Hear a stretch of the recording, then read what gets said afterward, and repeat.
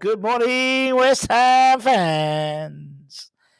Is Julien twisting or sticking?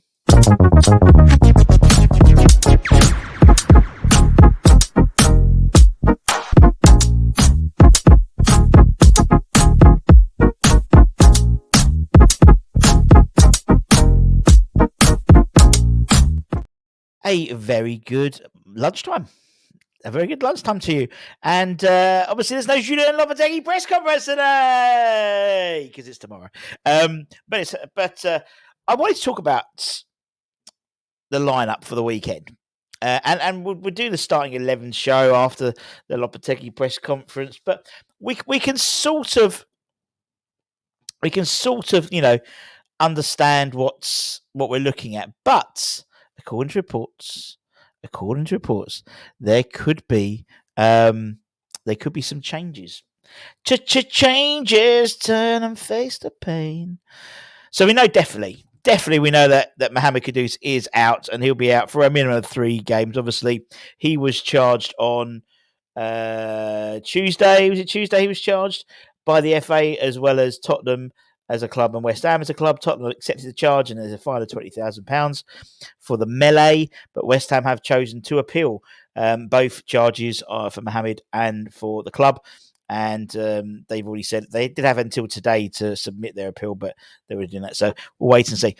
We are highly likely, in my opinion, that we will be facing a much bigger charge for Mohamed than just the 3 games, in my opinion. We also know Nicholas Füllkrug. He's not going to be there. He's going to be in Germany. He's in Germany now, according to Anton's Hammer's headlines yesterday. He's flying to Germany to get treatment. Someone put in the comments, why do you have to fly out to Germany? I have no idea. Is it because it's Oktoberfest?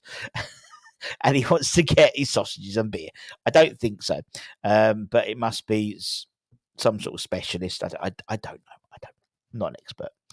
But according to reports, it's been highlighted that thankfully Edson will be back in the starting lineup.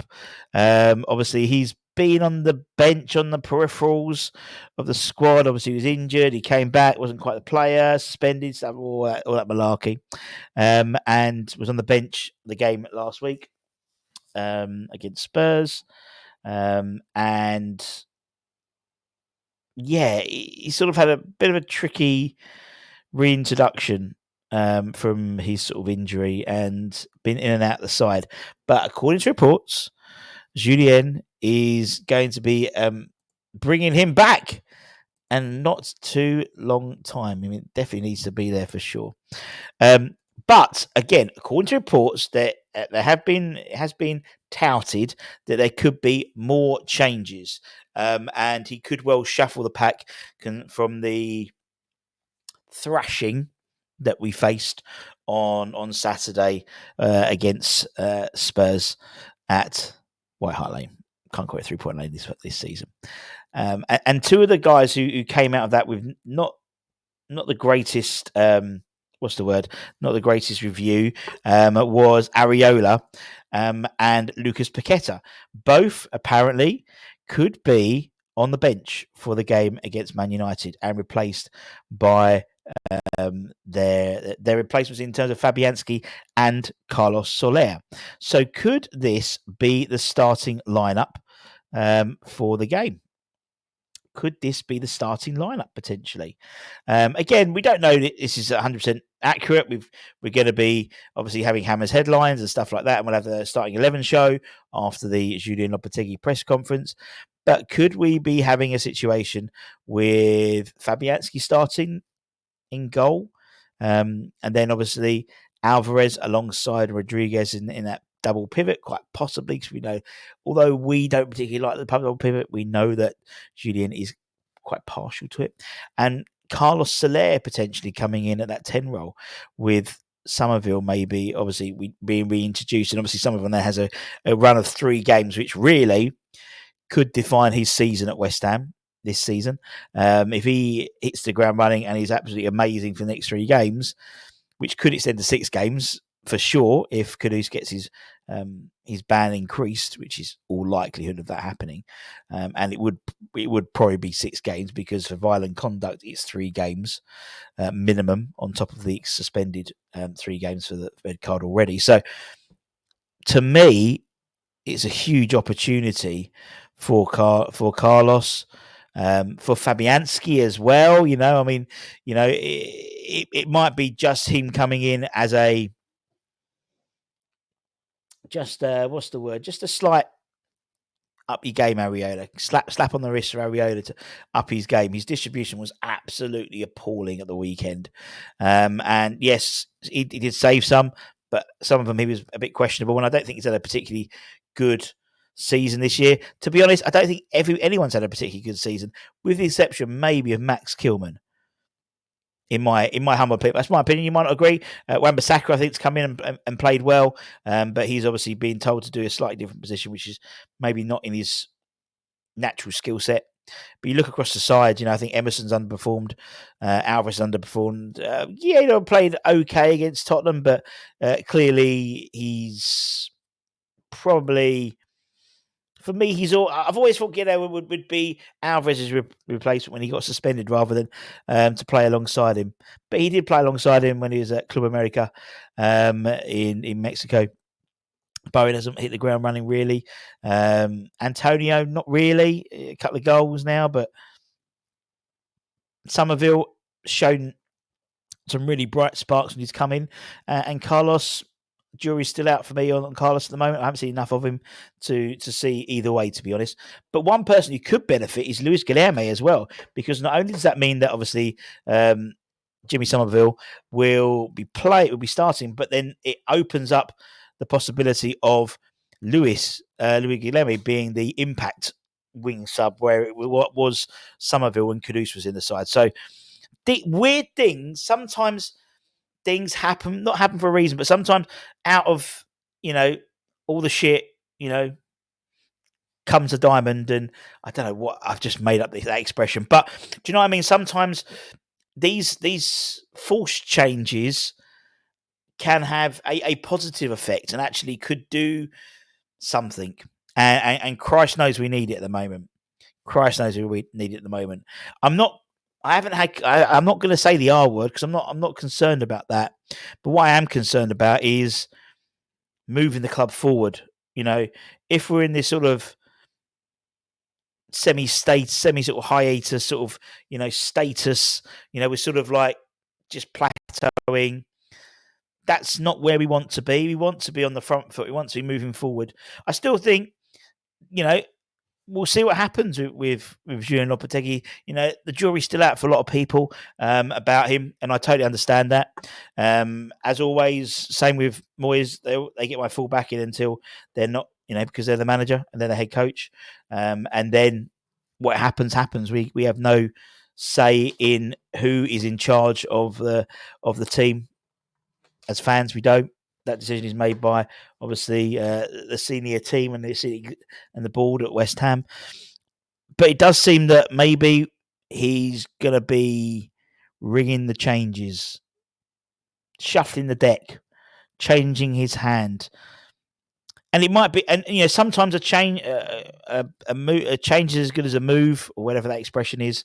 I'm really smashing out these crap expressions today.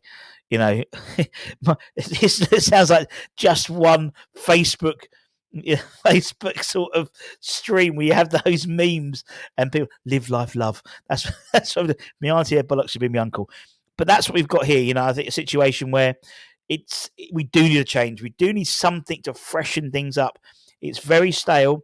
And again, this is almost like I could rinse and repeat from towards the end of the David Moyes tenure. In all honesty, it got stale. It needed a change. It needed a change in position, a change in formation.